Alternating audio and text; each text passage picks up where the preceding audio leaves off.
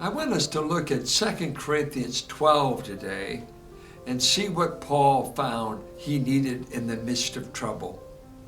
And Paul, if you read this chapter, you would find out he's having the problem of too much success, as it were, too much knowledge, incredible truths. He says it was like he was caught up into the third heaven, and he saw things, heard things that were too great for him to even write about. But in the midst of this, he says, God says, I'm going to preserve you, Paul, because I'm afraid you've been exposed to so much that you're bound to be puffed up with all that you know. And so guess what? I want to do you a favor.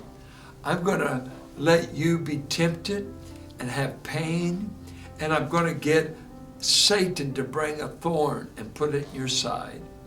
And he said, I asked God 3 times to remove this thorn, whatever it was. We don't know if it's physical, discouraged. We're always left in the ambiguity. What was the thorn? Some believe he was losing his eyesight. Some, in Galatians, he said, I wrote to you in large letters.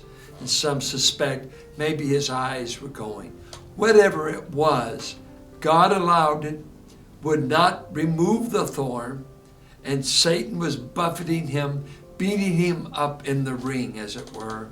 And in the midst of it, he said, I prayed, and I heard God say, I will not remove the thorn, but I will bestow grace.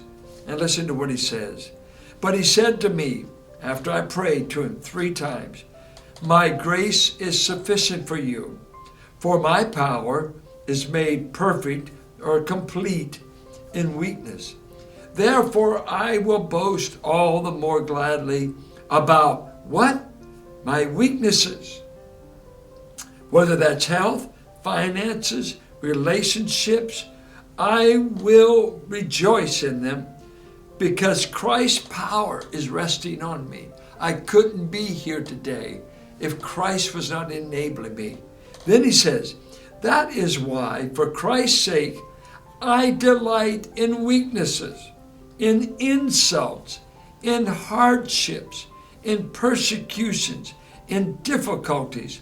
For when I am weak, then I am strong. This is some of the most astounding language in all of literature. Here's a man saying, I've learned to rejoice in my greatest weakness, when I feel the most vulnerable, when I'm being beat up in the ring, when there seems to be no way out. I heard a voice in the ring that said, keep standing. My grace is sufficient. I won't keep the devil from hitting you. I won't keep you from being buffeted. I won't make you immune to persecution, to weakness. Therefore, I will rejoice in it. Now, I ask you, do you think God's picking on you because you're having some tough days, some difficult situations or relationships? He says here, God wants to show his grace when you're the weakest.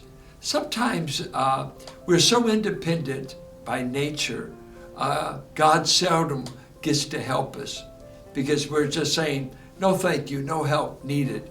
Let me say this, when Satan gets a hold of you and brings pain, affliction, persecution, and tests you to the limit, all of a sudden you realize my strength isn't sufficient. But what has happened to thousands, even millions of saints throughout history, they found a strength they never had till they had such deep trouble, until they had such trials. They said, I don't know how I came through it. Somebody else must have been carrying me. And guess what? It was Christ carrying them. He came to their aid. He did not remove the thorn, but he did bestow more grace.